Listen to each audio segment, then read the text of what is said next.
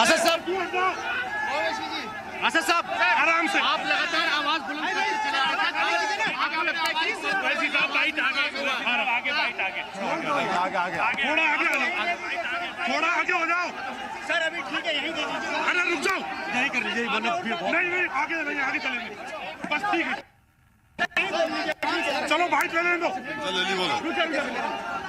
आपको लगता है कि अब जो पहली बार पहले बाइट देना है, वक्त बिल को लेकर पहली बार सड़कों पर आए,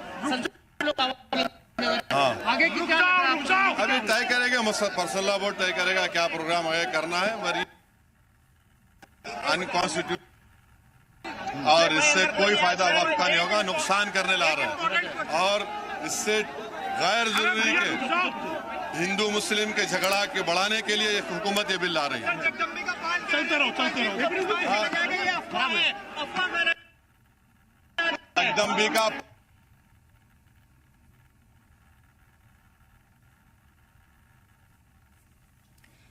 तो असदुद्दीन ओवैसी को आपने सुना। असदुद्दीन ओवैसी ने साफ तौर पर कहा कि हिंदू मुसलमानों को लड़ाने के लिए इस बिल को सरकार लेकर आ रही है। साथ ही साथ कई चीजों का जिक्र किया, कहा कि हम इसकी मुखालिफत लगातार करते रहेंगे। और लगातार ये जंतर मंतर से आप तस्वीरें भी देख रहे हैं। आपको बताते चले कि all India Muslim personal law board की तरफ से विरोध का इजहार किया जा रहा है, जिसमें शरीक होने के लिए AIMIM के चीफ असदुद्दीन ओवैसी पहुंचे हुए थे। वहां पर उन्होंने खिताब भी किया। साथ ही साथ सलाम टीवी से बातचीत में उन्होंने कहा कि जाने दो यार, जाने दो।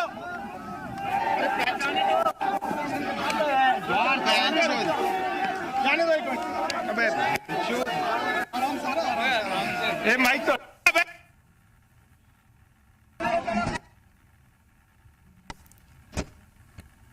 तो आपको बताते चले कि जंतर मंतर से ये तमाम तस्वीरें सामने आ रही हैं। और असदुद्दीन ओवैसी को अभी हमने सुना आपसे थोड़ी देर पहले, जिसमें असदुद्दीन ओवैसी ने कहा कि सरकार की ये साजिश है, वक्फ बिल लाकर वो वक्फ की संपत्ति को खत्म करना चाहती है और साथ ही साथ हिंदू मुसलमान की लड़ाई करवाना चाहती है। इसका भी जिक्र किया। कई चीजों का जिक्र इस बीच जो है असदुद्दीन ओवैसी की तरफ से किया गया है। आपको बता दें कि इस बीच उन्होंने ये भी कहा कि हम बिल्कुल भी पीछे नहीं हटेंगे। तो वक्फ बिल के खिलाफ मुजाहरे में असदुद्दीन ओवैसी शामिल हुए हैं। आपको बताते चले इस बीच मंच से उन्होंने खिताब भी किया है।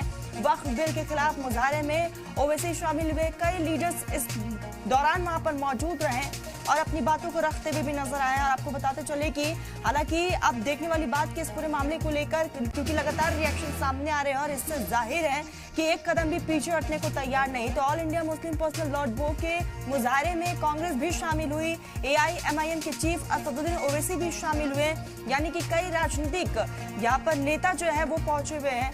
पर्सनल लॉ बोर्ड को लेकर आखिरी फैसला हम लेंगे, वक्फ बिल की मुखालिफत करते रहेंगे, इसका भी जिक्र असदुद्दीन ओवैसी की तरफ से किया गया है।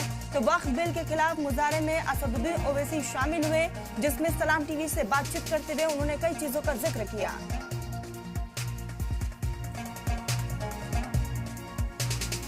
इसी बीच बीजेपी लीडर आलोक भट्ट हमारे साथ जुड़ गए हैं। आलोक साहब, लगातार हम देख रहे हैं AIMIM के सदर असदुद्दीन ओवैसी भी विरोध में शामिल होने के लिए पहुंचे। All India Muslim personal law board ये बड़े लेवल पर मुजाहरा कर रहा है, एक कदम भी पीछे हटने को तैयार नहीं है।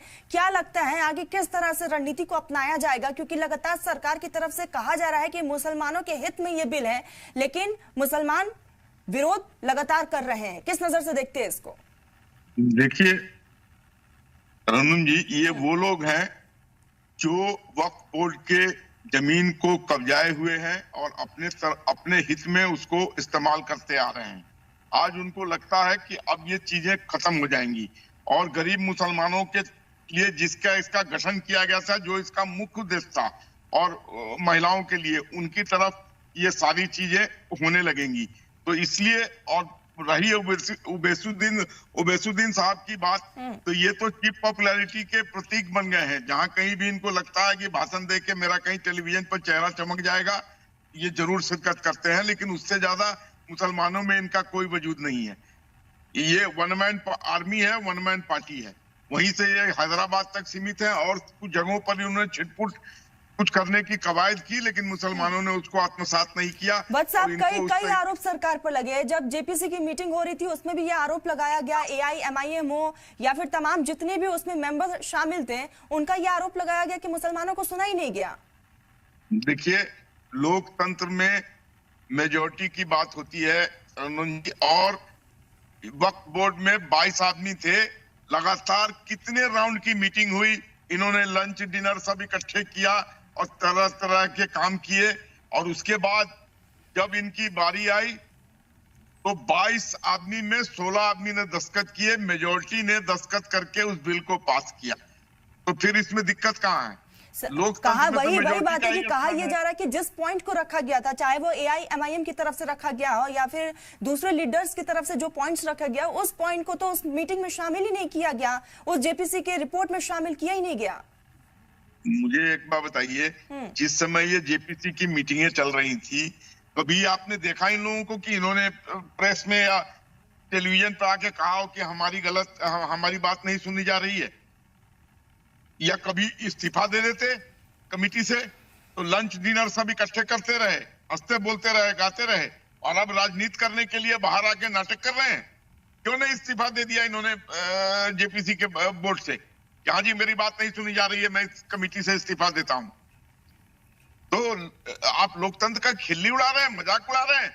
मुझे एक चीज बताइए कि हजारों हजार एकड़ में जंगल उगे हुए हैं वक्फ बोर्ड की जमीन पे, उससे किस गरीब मुसलमान का फायदा हो रहा है?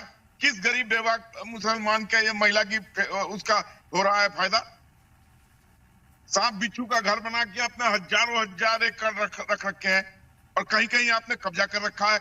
उत्तरांचल में जब बात उठी थी उन्होंने, ठीक है, बस अब आऊंगी मैं आपके पास सीधा, ग्राउंड जीरो कर लेते। Mubashir, over to you.